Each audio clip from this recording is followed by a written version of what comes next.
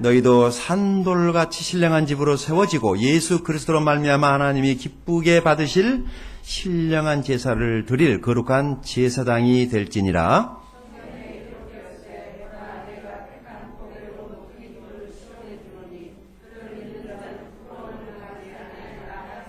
그러므로 믿는 너희에게는 보배이나 믿지 아니하는 자에게는 건축자들이 버린 그 돌이 모퉁이의 머릿돌이 되고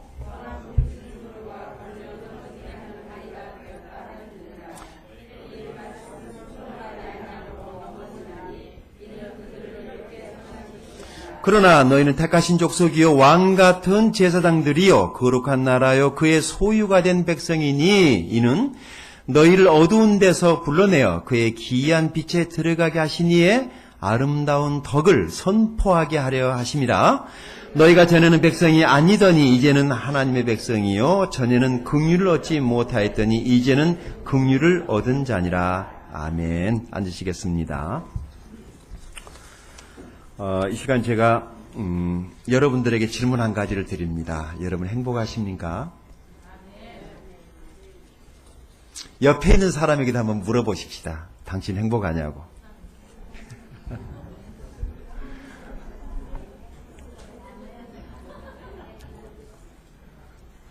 누군가 나에게 행복하냐고 물어봤을 때 그래 맞아요. 저 지금 행복해요라고 말할 수 있다면 행복한 거죠. 근데 누가 나에게 당신 행복하십니까? 라고 물어왔을 때 진짜 내가 행복한 것인가? 아니면 행복하지 않은 것인가? 라고 이렇게 망설여질 때가 없지 않아 있죠. 지난주 방송을 들을 때 어떤 목사님이 그런 말씀을 하셨어요. 목포에서 아마 가장 성도가 많이 출석하는 교회 목사님이신 것 같은데 섬기고 있는 그 교회에 어려운 선교지에 가서 이제 집회를 하는데 선교지에 가면 모교회 목사님, 그리고 목포에서 제법 제일 큰 교회 목사님, 왕 목사님, 큰 목사님, 성도도 많이 출석하고 재정도 넉넉하고 부족할 것이 없어 보이는 그 목사님의 그 메시지를 듣던 한 성도가, 어린 소녀가 목사님 잠깐 쉬고 있는 시간에 다가와서 이렇게 묻더라는 거예요. You happy? 목사님 행복하세요? 당신 행복하십니까? 라고 묻는데 갑자기 영어를 몰라서가 아니라 그건 어려운 영어가 아니잖아요. 그런데 말을 못하고 대답을 못하고 망설이고 있는데 두 번째 질문 No happy? 지금까지도 그 소녀의 질문 앞에 답하지 못했던 자기 모습이 너무도 힘이 들어서 계속해서 그 생각을 했다는 것입니다. 이런 말씀하시더라. 교회 개척하고 성도 100명만 되면 내가 웃을 수 있고 하나님께 감사할 수 있고 정말 내가 행복할 수 있겠다라고 생각을 했는데 100명이 넘어갔대요. 안 행복하더라는 거예요. 그래서 하나님 300명 성도가 되게 해주십시오. 그럼 재정적인 어려움도 없고 뭔가 좀 교회가 교회단 일할 수가 있으니까 그래서 그러면 내가 정말 목사로서 행복하겠습니다라고 기도를 했는데 300명이 넘어가고 있었는데도 행복하지가 않더래요. 500명 성도를 위해서 기도했대요. 500명 이후에는 기도하지 않아도 성도들이 막 불어난 거죠. 100명, 아니 1000명, 2000명이 넘어섰는데 정말 나는 왜 행복하지 않은 것일까? 왜 행복하지 않은 것일까? 돈이 모자라서도 아닌 것 같아요. 성도의 수가 모자라서도 아닌 것 같아요. 교회가 적어서도 아닌 것 같아요. 도대체 무엇이 나로 하여금 행복하지 못하게 하는 것일까? 저는 상당히 그 목사님을 잘 아는 목사님, 자주 만나는 목사님이기 때문에 잘 알아요. 우리 모든 목사님이 부러워하죠. 그분의 사역 그 정도면은 거의 모든 목사님들이 다 부러워할 정도인데도 정작 목사님은 행복하지 않다는 것을 솔직하게 고백했어요. 행복하지 않다. 그런데 왜 그 아이가 자신에게 그런 질문을 했을까? 뜬금없이 목사님의 표정이 무표정해 보이는 그 얼굴 모습 속에 나는 결코 행복하지 않습니다라고 하는 것이 얼굴에 써져 있더라는 거지. 외국에 가면은 한국 사람들은 그냥 표시가 나요. 아, 저 사람 일본계, 아시아의 그 중국계, 한국계는 비슷하거든요. 그런데 유별나게 한국 사람들 표시가 나요. 톡톡 튀어요. 딱 보면 알아요. 한국 사람이에요. 얼굴이 부어 터져갖고 있거든. 웃음이 없어요. 여러분, 이것은 심각한 문제예요. 이 정도면은 우리가 웃을 수 있어야 돼요. 과거에 비해서. 웬만한 거 다 있잖아요, 우리. 우리 10년 전, 20년 전에 꿈꾸던 기도했던 것 아마 하나님이 거의 다 들어주셨을걸요?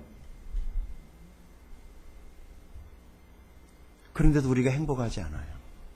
뭔가 병든 것이 틀림없어요. 그래서 목사님이 어떻게 하면 내가 행복할 수 있을까 돌아와 충격받아가지고 인터넷에 들어가가지고 나의 행복 지수 뭔가 문제가 있다면 고쳐야지라고 인터넷을 뒤졌대요. 그러는데 그 마치 세계적으로 유명한 심리학자가 이제 당신의 행복 지수가 얼마인가를 이렇게 쉽게 알 수 있는 그 프로그램을 만들어놔서 그곳에다가 항목에 몇 가지 정확하게 자기 체크리스트니까 그 점수만 넣으면은 자기 행복 지수가 나오니까 그것을 신중하게 행복 지수 테스트를 했대요. 7점이 나왔다나요? 그래서 7점 정도면 어느 정도 행복한 사람인가를 이제 그 답변서에 넣으니까 답변서가 돌아왔어요. 뭐라고 왔느냐면은 이렇게 왔대요. 당신은 과거에도 행복하고 지금도 행복하고 앞으로도 행복할 것입니다. 라는 답변이 나왔다는 거예요. 아, 그래서 나는 행복한 사람이구나. 라는 답변서를 받았다는 거예요. 제가 그 얘기를 듣는 순간 이런 생각을 했어요. 그러면 행복 지수가 5점이나 3점 나온 사람도 그곳에 보냈을 때 답변서는 뭐라고 답변이 왔을까? 아마 여전히 똑같은 답변서가 오지 않았을까? 당신은 과거에도 행복했고 지금도 행복하고 앞으로도 행복할 것입니다. 여러분, 우리는 이미 행복한 사람들입니다. 무엇이 어떻게 돼야 행복한 것이 아니라 오늘 내가 이 시점에서 행복을 느끼지 못한다면 내게 무엇이 주어져도 안 행복할 거예요. 여러분, 예수님이 있으면 되는 거잖아요. 우리 마음속에 예수님이 있으면 행복한 거잖아요. 다른 무엇을 더 바라겠습니까? 내가 예수 믿고 나 같은 죄인이 예수 믿고 구원받아서 하나님의 자녀 됐으면 된 거예요. 행복할 수 있어요. 제가 웃으니까 사람들이 저에게 잘생겼다고 그래요. 웃으니까. 찡그리는 얼굴, 부러터지는 얼굴, 굳어있는 얼굴, 돌처럼 딱딱한 얼굴을 잘생겼다고 누가 그럽니까? 제가 잘생겨서 잘생긴 게 아니고 웃으니까. 여러분 웃으세요. 그럼 복이 와요. 웃어야 돼요. 웃다 보면 좋은 일이 와요. 좋은 일이 오면 웃으려고 하지 마시고 지금 웃으십시오. 믿음이에요. 웃는 게 믿음이에요. 웃는 사람들에게 믿음이 있는 거예요. 웃다 보면 좋은 일이 생겨요. 진짜예요. 언제 웃으렵니까? 무덤 들어가기 직전에 씩 하고 죽으시렵니까? 내일 죽을지도 모르는데 내일 일은 우리 일이 날이 아니에요. 어제 우리 형수님이 목에 무슨 그 갑상선 암 뭐 이렇게 발견됐다고 내일 모레 수술을 간다라고 그래서 형수님한테 기도해 드리러 갔는데 우리 형수님 붙들고 기도하는데 예수 믿고 진짜 우리 형수님 예수 안 만났으면 자살했거나 머리 터져 죽었거나 심장 폭발해 죽었거나 그랬을 거. 우리 형님이 술 주정뱅이로 있었거든요. 알코올 중독돼가지고. 근데 그 형님이 예수 믿고 구원받아서 완전히 새 사람 돼가지고 하나님만 믿고 살다가 하나님께 먼저 가셨는데 우리 형수님이 형을 통해서 완전히 변화됐어요. 그래서 정말 그렇게 만나면은요 편해요. 그렇게 그냥 태평양 바다 같은 마음으로 그렇게 편하게 사셨는데 제가 기도해 드리려다가 기도하는데 이런 기도가 나왔는데 생각이 났는데 해서는 안 되겠더라고요. 하나님, 우리 형수님 같으신 분은 더 오래 살아야 되고 나 같은 인간은 빨리 가야 되는데 왜 암이 내가 걸려야 되는 형수님이 걸렸냐고. 하긴 뭐 암 수술하면은 금방 제거되니까 문제는 아닌데 다만 오래 사는 것 그게 좋은 게 아니라 하루를 살더라도 좀 이렇게 넉넉하게 여유롭게 평화롭게 행복하게 살고 싶은 꿈 누구에나 있는 것 아니겠습니까? 여러분, 하나님을 바라보시고 하나님이 내게 주신 그 은혜들을 잊어버리면 안 돼요. 이 은혜를 잊어버리니까 삶에서 이상한 말들이 툭툭 튀어나오는 거예요. 그 하나님의 은혜를 잊어버리는 순간부터 우리는 불행하다고 생각하는 것입니다. 우리 아까 찬송 불렀지만 나 같은 죄인 살리신, 네 같은 죄인 살리신, 나 같은 죄인. 여러분이 나 같은 죄인이 나 같은이란 말이 무슨 말인가 아시겠어요? 나 같은 죄인. 나 같은 죄, 우리 얼마나 악한지 내가 알잖아요. 내 자신이 알아요. 이렇게 악랄하고 치졸하고 치열하고 남들 볼 때에는 괜찮은 척 해도 내 속에 악과 독이 있잖아요. 하나님만이 아시는 속임수 꾀머리로 살고 있는 추악한 나, 더러운 나, 하나님의 은총이 아니면 구원받을 수 없는 나, 그분의 은혜 때문에 구원받은 거예요. 그래요. 그 구원의 은총, 그게 나를 살게 하고 그게 나를 견디게 하는 줄 믿습니다. 베드로는요, 이미 흩어져 살고 있는 나그네라고 그랬으니까 이미 고난을 받고 있는 사람들에게 더 큰 고난이 그들 앞에 준비되어지고 있어서 이 그리스도인들을 어떻게 준비시키는 것이 사도로서 해야 될 일인가를 알고 그들에게 편지를 썼습니다. 지금도 이미 고난을 받고 있어요. 그리고 앞으로 더 큰 고난과 시련이 다가오게 될 때에 그 시련과 고난을 그리스도인들이 견디고 이기게 하기 위해서 사도는 펜을 들었습니다. 우리가 아는 것처럼 정말 베드로가 무식한 사도였다면은 그는 글을 쓸 용기조차도 내지 못했을 거예요. 그러나 하나님을 위해서 자기가 돌봐야 될 영혼들이고 양떼들이었기 때문에 그런 용기를 내서 그런 글을 쓰기로 했습니다. 그리고 그 편지가 고난을 겪고 있는 그때 당시에 흩어진 나그네들에게 소망을 주었고 오늘을 살아가고 있는 우리들에게도 여전히 소망이 가득 담겨져 있는 이 베드로 전후서를 여러분들이 사랑할 수 있기 바랍니다. 이 말씀 안에는 엄청난 보화가 들어 있습니다. 우리 인생을 힘있게 살게 할 수 있는, 좌절과 낙심의 자리에서 벌떡 일어설 수 있게 하는 그런 하나님의 메시지가 담겨져 있는 귀중한 말씀입니다. 이 소망의 책, 오늘 두 번째, 이제 베드로 전서 2장이 왔습니다. 여기 2장 1절을 읽기 시작을 합니다. 같이 볼까요? 그러므로 라고 시작을 합니다. 그러므로 접속사죠. 그러면 이게 1장의 어떤 내용들이랑 연결돼서 오고 있단 말이죠. 그러므로 뭘 말하는 것일까요? 23절입니다. 같이 읽어보십시다. 시작. 너희가 거듭난 것은 썩어질 씨로 된 것이 아니요 썩지 아니할 씨로 된 것이니 살아있고 항상 있는 하나님의 말씀으로 되었다라고 말을 합니다. 자, 우리가 거듭난 것, 그리스도인이 되었다라고 하는 것. 여기 단지 교회를 다닌다 이런 얘기 아니에요. 예수를 믿어서 구원받은 사람이라는 뜻입니다. 여러분 거듭나셨습니까? born again. 다시 묻겠습니다. 여러분 born again 하셨습니까? 거듭나셨습니까? 예수님 만나셨습니까? 구원받으셨습니까? 이 책은 바로 그런 사람들에게 해당되는 내용이에요. 그리스도를 믿어 구원받은 주의 제자들에게 보내진 편지입니다.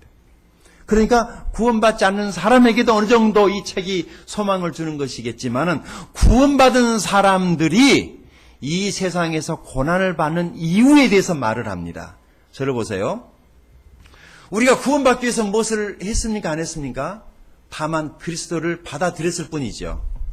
아무것도 한 것이 없죠. 너희가 그 은혜를 인하여 믿음으로 말미암아 구원을 얻었나니 이것이 너에게서 난 것이 아니요 하나님의 선물이라. 행위에서 난 것이 아니니 이는 누구든지 자랑치 못하게 함이니라. 에베소 2장 8절 9절 말씀이죠. 자, 행위에서 난 것이 아니었단 말이에요.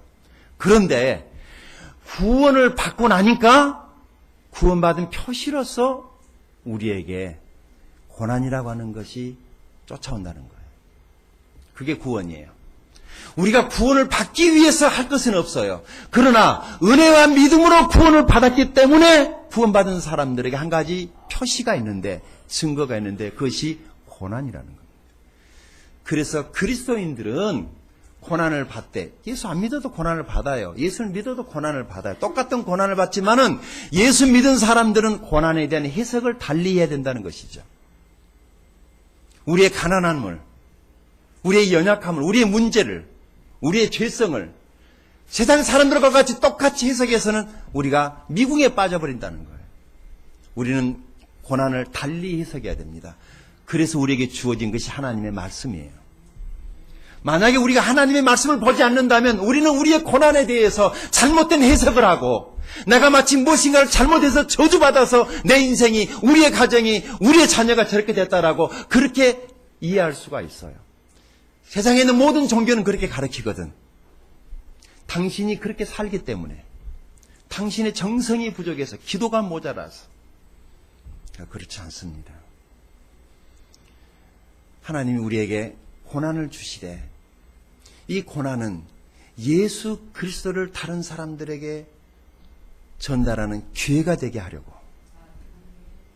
그게 어쩜 우리가 잘 사는 것보다도, 잘 살아서 예수님을 전하는 것보다도 우리의 삶에 고난이 찾아왔을 때 이 고난에 맞서서 견디고 서 있는 이 모습을 통해서 우리 주변에 나와 가장 가까운 사람들에게 예수 그리스도를 전하게 하기 위해서 우리 그리스도인들에게 고난을 주신다라고 하는 것이 베드로가 우리에게 전하는 하나님의 말씀입니다.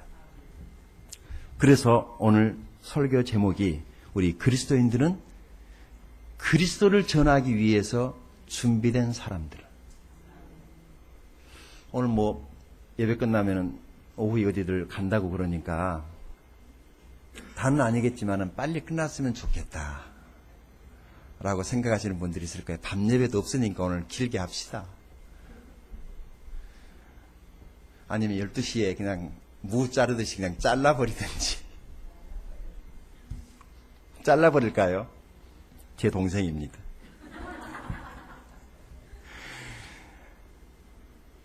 고난에 대한 바른 해석이 되지 않을 때 성경을 놔버리면 이런 일이 생깁니다. 1절이에요. 그러므로 모든 악독, 모든 기만, 외식, 시기, 모든 비방하는 말이 어디서 오는 거냐. 고난을 잘못 해석했을 때. 그리스도인들에게도 고난이 있을까요? 예. 그리스도인들도 암에 걸리나요? 사업 망할 수 있나요? 자녀들이 잘못될 수 있나요? 가정에 문제 있을 수 있나요? 있습니다. 그때 내게 왜 이런 일이 생겼는가를 성경을 가지고 해석하지 못하면 우리의 입에서 이런 것이 나온다는 거죠. 악독, 기만. 기만이 뭐예요? 속이는 거죠. 안 다루고 겉다른 거예요. 외식, 시기, 모든 비방하는 이런 말들이 우리 삶 속에서 끊임없이 쏟아져 나올 수가 있는데, 그래서 다 네 탓이야 이렇게 되는 거예요. 그러나 성숙한 사람은 다 내 탓이요라고 말하게 될 것입니다. 저는 우리가 모든 것을 다 내 탓이요라고 말할 수 있게 되기를 바랍니다. 내 탓이요. 그러면 문제는 해결되기 시작을 합니다. 그래서 우리가 이런 어려움을 이기고 극복하기 위해서 베드로가 3가지를 우리에게 제시합니다. 첫 번째는 하나님의 말씀과 연합하라는 거예요. 2절 말씀 읽어볼까요? 2절입니다. 같이 읽겠습니다. 시작. 갓난아이들 같이 순전하고 신령한 자들을 사모하라. 이는 그로 말미암아 너희로 구원에 이르도록 자라게 하려 함이라. 너희가 주의 인자하심을 맛보았으면 그리하라. 아멘. 너희가 예수 그리스도의 은혜로 구원을 받았다면 이제부터 어린아이가 그 엄마의 젖을 사모하듯이 젖을 먹고 싶어서 우는 것처럼, 먹어야지 산다라고 아이가 말을 못하니까 우는 것처럼 엄마 나에게 젖을 주세요라고 하는 그 표현이 아이들의 울음소리 아닙니까? 하나님 말씀에 대한 목마름이 있어야 된다는 것입니다. 여러분, 하나님의 말씀을 배우십시오. 큐티하십시오. 날마다 말씀을 붙들고 사십시오. 말씀에서 모든 삶의 문제의 해답을 말씀에서 찾아야 됩니다. 그래서 신앙이 오래된 사람들일수록 하나님의 말씀을 더 많이 먹어야 된다는 거예요. 어린아이가 밥을 많이 먹습니까? 어른이 밥을 많이 먹습니까? 말해보세요.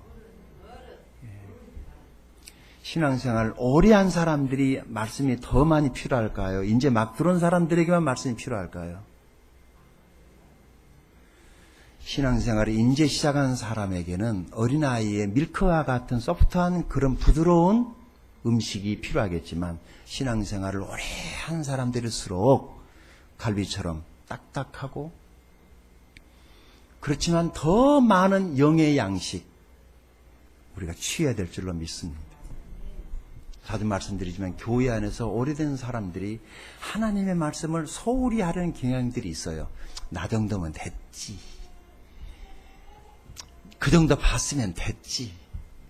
그 정도 들었으면 됐지라고 생각을 하고 예배를 소홀히 하기 쉽고 하나님 말씀 배우는 제자 훈련 소홀히 하기 쉽고 성경책 덮어놓고 다른 책 탐닉하기 쉽고 하나님 말씀과 영적 생활보다는 세상의 문화, 놀이 문화 속에 빠져들기 쉽다라고 하는 것 아시죠?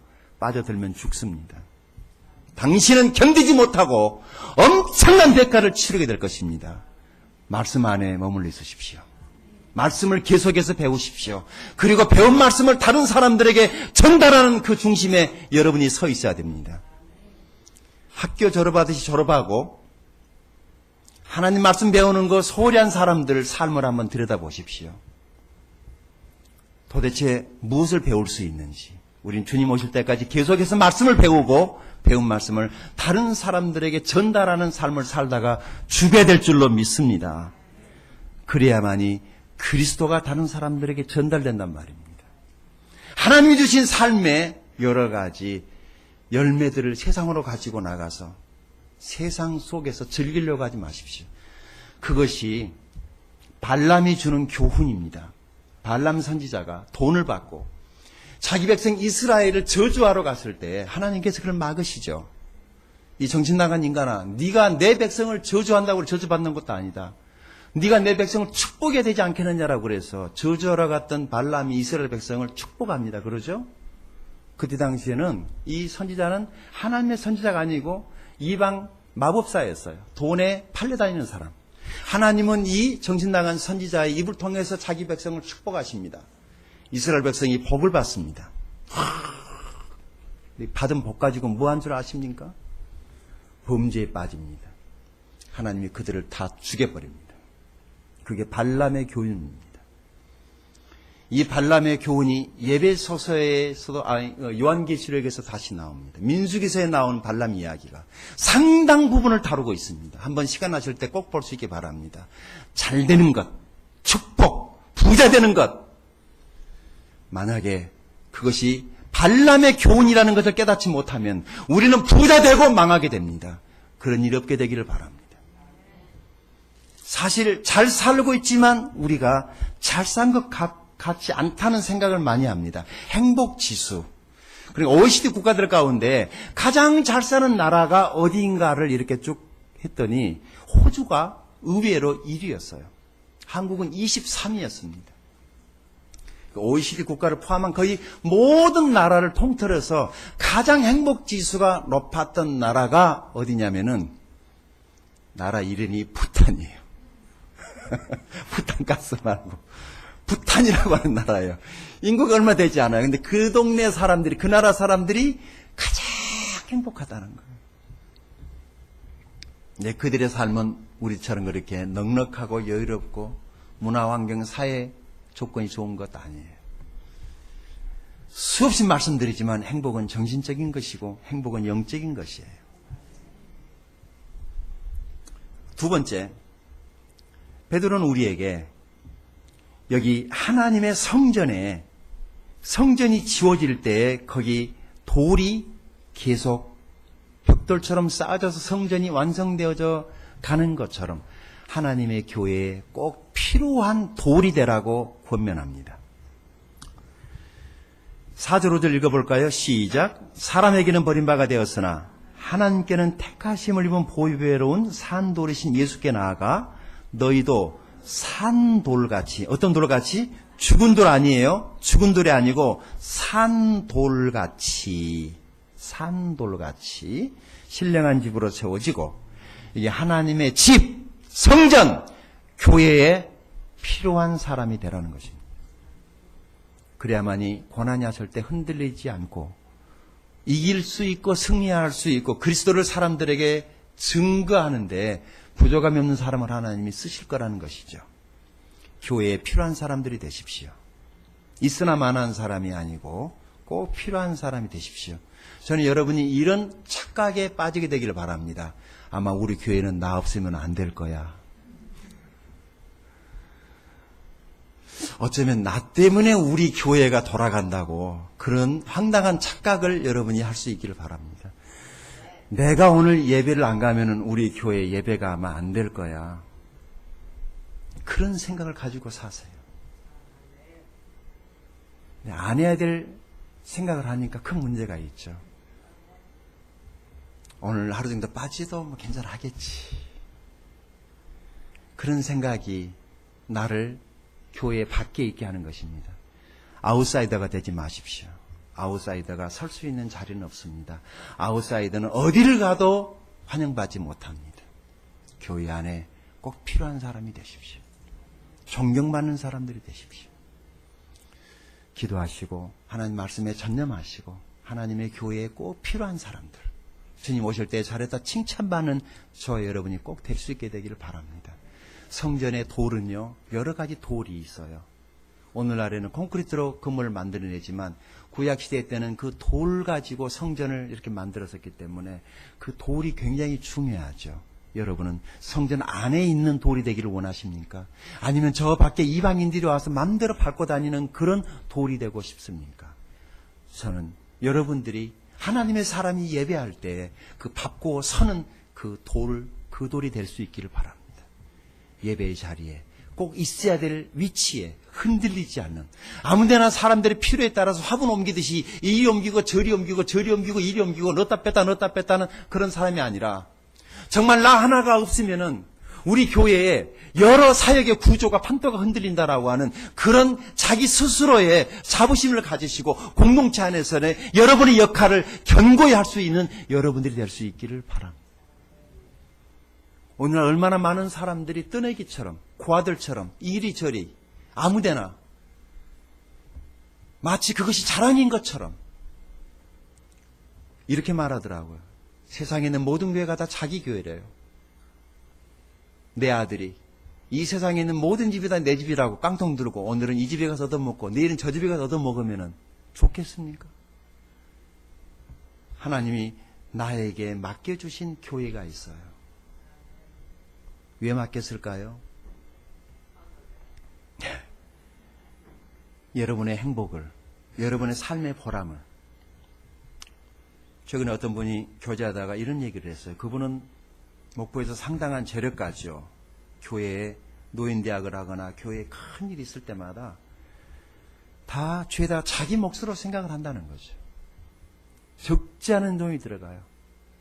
노인대학에 노인분들이 식사로 오시고 그분들을 섬겨드리는데 엄청난 돈이 들어갑니다. 할 때마다 거의 1,000만 원 이상의 비용이 들어가는데 이분은 당연히 자기가 해야 될 걸로 생각한다는 거예요. 하나님이 그분 사업을 축복하실까요? 예. 내가 번 돈에서 드리려고 하면은 언제나 헌금은 제한받습니다. 여러분이 얼마를 드릴 것인가를 먼저 하나님께 구하십시오. 그러면 삶에 필요한 것은 자동적으로 채워지고 훨씬 더 많은 것들을 드릴 수 있도록 하나님이 열어주실 것입니다. 주신 것에서 얼마 줄 것인가 고민하지 마시고 내가 하나님께 얼마 드리기를 원합니다라고 하는 이런 데서 여러분의 삶에 축복이 있게 되기를 바랍니다. 하나님 앞에 금전적으로 제한받지 않게 되기를 바랍니다. 하나님이 얼마든지 자유스럽게 맡겨도 얼마든지 그 물질을 가지고 하나님을 영화롭게 할 수 있는 여러분이 될 수 있기를 바랍니다. 돈에 제한받고 무슨 일 할 때마다 돈 때문에 안 된다.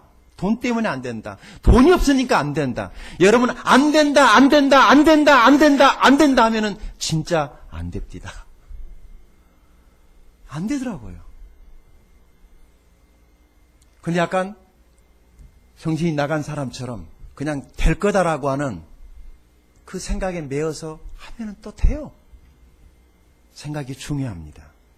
생각에 지지 마시고 언제나 믿음으로 긍정적 사고를 가지고 살 수 있게 되길 바랍니다. 여기 똑같은 돌인데 어떤 사람에게는 넘어지는 돌이 되고 어떤 사람들에게는 그 돌 때문에 그 사람이 성장하고 또 성공의 길로 가는 돌이 될 수도 있다는 것이에요. 예수 그리스도는 유대인들에게 있어서는 넘어지는 돌이지만 이방인인 우리에게는 구원을 받게 되는 하나님의 은총의 도구가 됐단 말이죠. 교회가 사역이 여러분의 삶을 풍요로 이끌어가는 그런 기회가 되게 하십시오.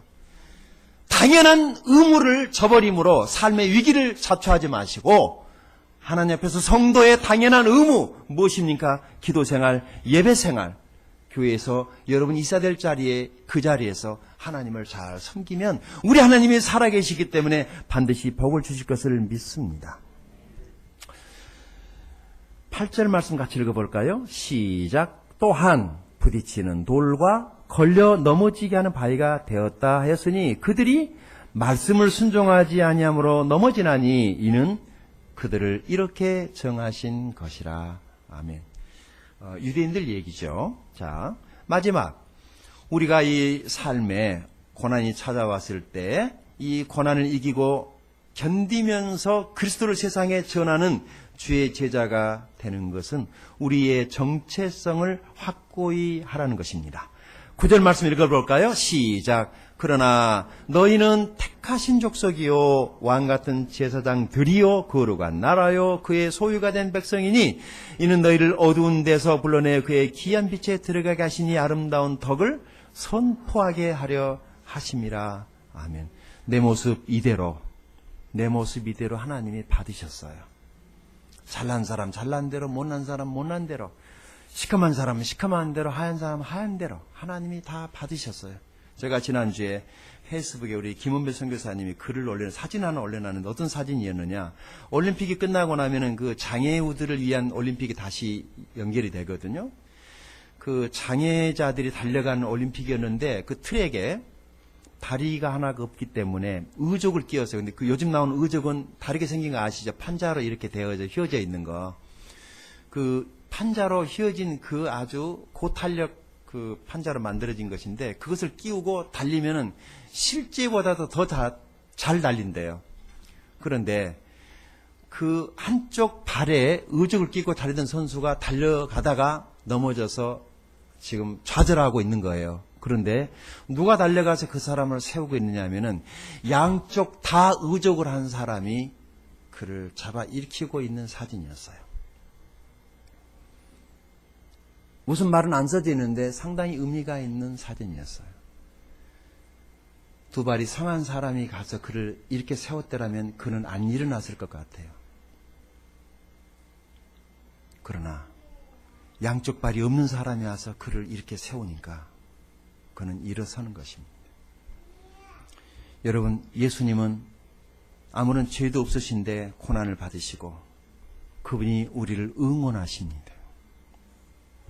그분은 우리보다 더 큰 고난을 받으셨습니다. 죄가 없음에도 불구하고 그분이 우리를 응원하시기 때문에 우리는 일어서야 됩니다. 바로 여기 택하신 족속 피플이라고 하는 것이 하나님의 가족이라는 것입니다. 선택받은. 하나님은 사실 이스라엘을 선택했는데 이스라엘이 돌아왔나요? 안 돌아왔나요?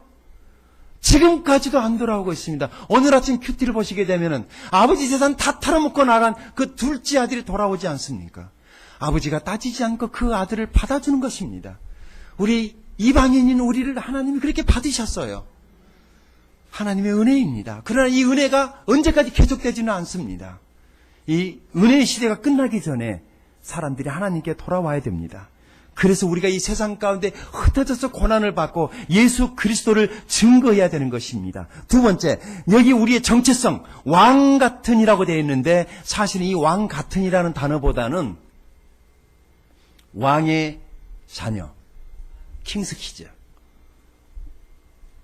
우리는 왕의 자녀들입니다. 여기 여자분들은 왕의 딸이면 뭐죠? 공주들입니다. 남자들은 왕자들입니다. 자, 자기를 향해서 한번 스스로에게 말해 보십시다. 나는 왕자다. 예. 외모랑 상관없는 거예요. 못생겼어도 왕자는 왕자고 못생겼어도 공주는 공주예요. 우리는 하나님의 자녀들입니다. 세 번째, 제사장들이요. 제사장. 자, 우리 옆에 계신 제사장과 인사 한번 하십시다. 홍제사장, 황제사장, 이제사장, 김제사장, 안녕하십니까? 예. 예, 우리는 제사장들입니다. 아멘.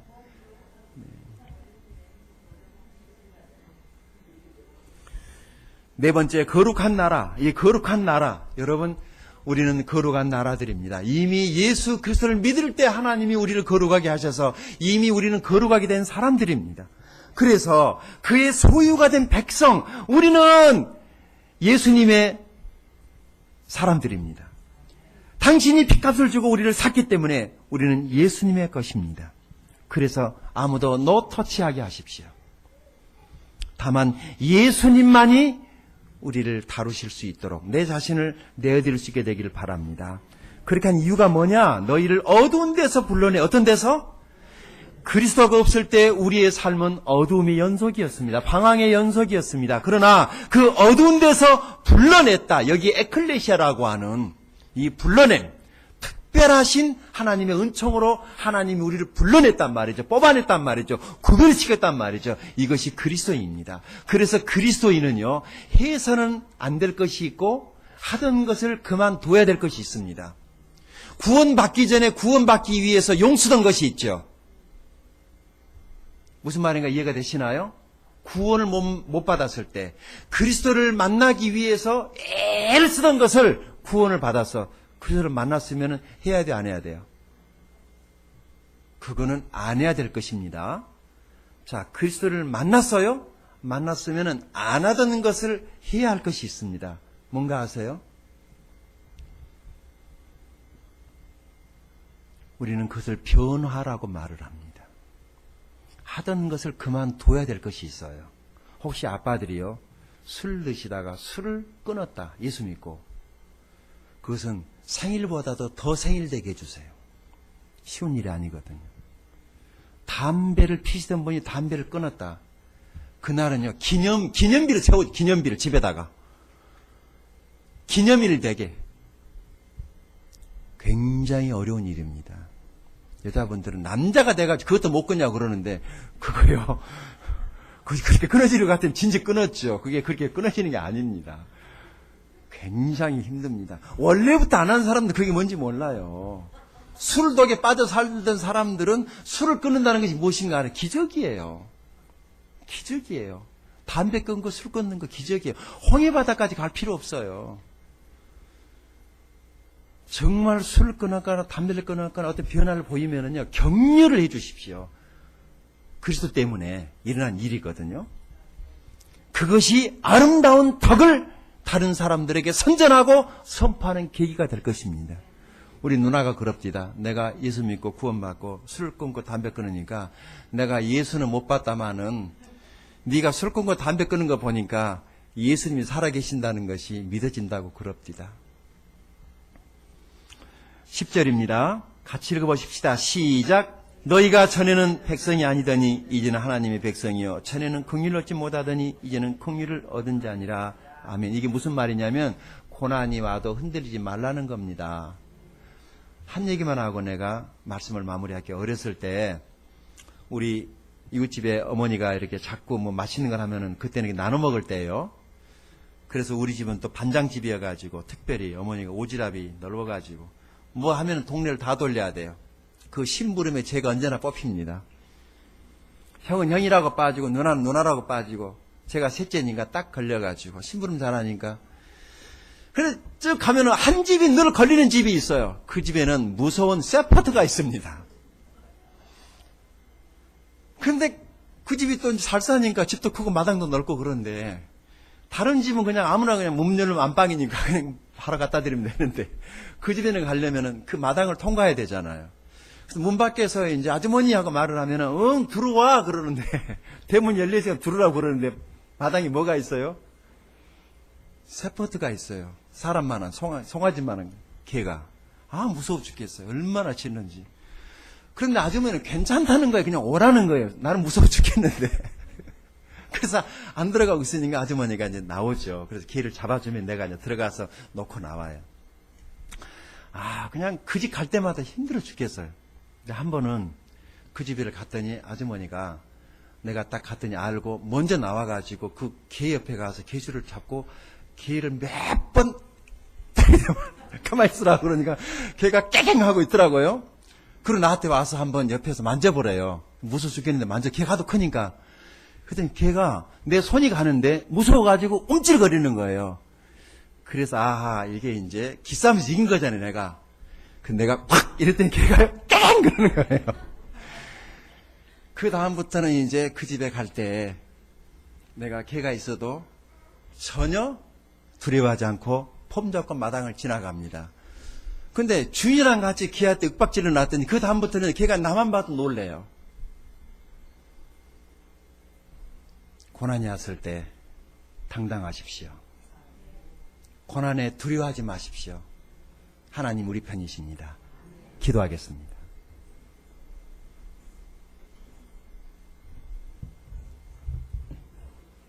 우리는 이길 수 있습니다. 우리는 견딜 수 있습니다. 승리하게 될 것입니다.